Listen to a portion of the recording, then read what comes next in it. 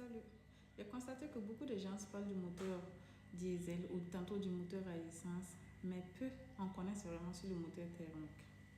Parce que pour comprendre le moteur diesel ou le moteur à essence, il faut d'abord comprendre le moteur thermique, comment ça fonctionne et tout. Aujourd'hui, je vais vous expliquer clairement les composants principaux d'un moteur thermique, son fonctionnement et la différence entre le moteur diesel et le moteur à essence. Alors, qu'est-ce que le moteur thermique? Le moteur thermique, c'est un moteur qui transforme l'énergie thermique produite par la combustion en énergie mécanique. Les composants sont, il y a d'abord le bloc cylindre. C'est la structure principale abritant les cylindres. C'est le lieu également où a lieu la combustion, pour ne pas dire l'explosion. Les pistons, ils coulissent les cylindres, ils reçoivent la force de l'explosion, puis ils compressent l'air dans les cylindres. Les bielles, ils relient les pistons au vilebrequin pour transformer le mouvement linéaire en mouvement de rotation. La culasse est au-dessus du bloc moteur et c'est là où il ferme le haut des cylindres. C'est là où abritent les injecteurs, les bougies, les soupapes. Les soupapes gèrent carrément la respiration du moteur. Les soupapes d'admission permettent l'entrée de l'air dans les cylindres. Les soupapes d'échappement permettent la sortie des gaz brûlés du cylindre. Puis l'arbre à câble commande l'ouverture et la fermeture des soupapes. Il y a les injecteurs qui pulvérisent le carburant dans le cylindre. Bon, bref, il y a les injecteurs et il y a les bougies, mais leur fonctionnement, ça dépend. Ça dépend de si c'est un moteur diesel ou si c'est un moteur à essence. Le vilebrequin qui transforme le mouvement de translation des pistons en mouvement de rotation. Il y a le volant moteur. Lui, il régule la rotation et stocke l'énergie cinétique. Il y a les joints de culasse qui assurent l'étanchéité du bloc moteur et la culasse elle-même. Allons au contre-temps moteur. Le contre-temps moteur, c'est l'admission, la compression, l'explosion ou la combustion et l'échappement. Vous voyez, à l'admission, les soupapes d'admission s'ouvrent et c'est dans un moteur à essence. Il laisse rentrer le mélange air-carburant. C'est l'air et puis l'essence qui rentre dans le cylindre. Et si c'est dans un moteur diesel, c'est uniquement de l'air qui rentre dans le cylindre. Ça, c'est l'admission. Et pendant ce temps, le piston descend. Au fur et à mesure que le mélange air-carburant, qui, quand il s'agit des moteurs à essence, rentre, c'est en ce moment également que le piston descend. Si c'est dans un moteur diesel, c'est uniquement de l'air qui rentre. Et c'est en ce moment également que le piston descend. Au niveau de la compression, c'est pareil. Les soupapes d'admission se ferment et puis le piston il commence à monter. J'espère me faire comprendre. Que ce soit dans un moteur diesel ou dans un moteur à essence, c'est pareil. La compression, c'est pareil. Les soupapes d'admission se ferment et le piston remonte.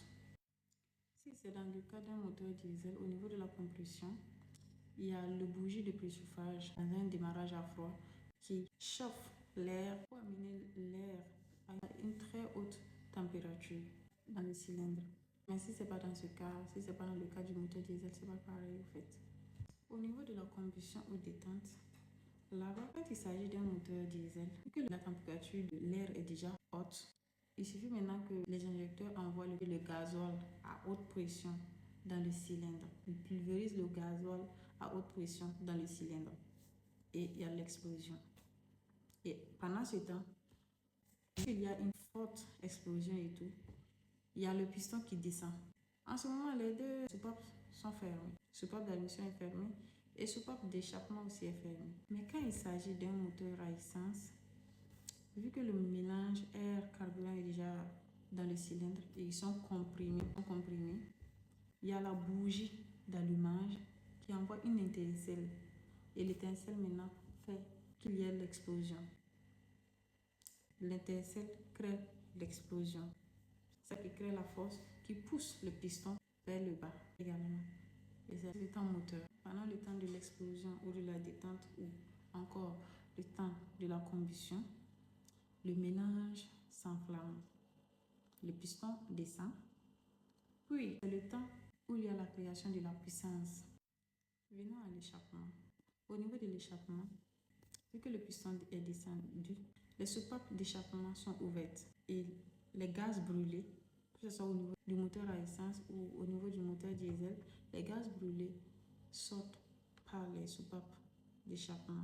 En ce moment, le piston est en train de remonter. Donc le piston pousse maintenant les gaz brûlés à sortir par les soupapes d'échappement vu qu'ils sont ouvertes.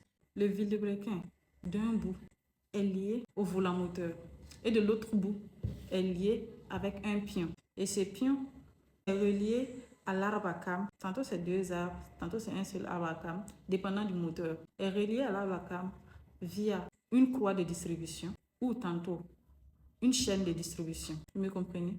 Et retenez que un tour de l'arbre à cam fait 2 tours du vilebrequin. L'arbre à cam aussi a un pion, tantôt 2 pions, dépendant du moteur bien sûr.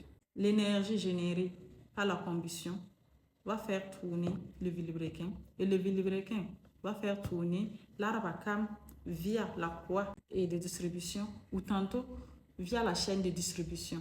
Quand tantôt le piston descend, vu que le piston est lié au vilebrequin, et tantôt soupape d'admission qui est ouverte ou tantôt soupape d'échappement qui est ouverte. Et tantôt aussi, les deux sont fermés. Tout ça est lié à la coordination des mouvements du vilebrequin et de l'arbre à cam.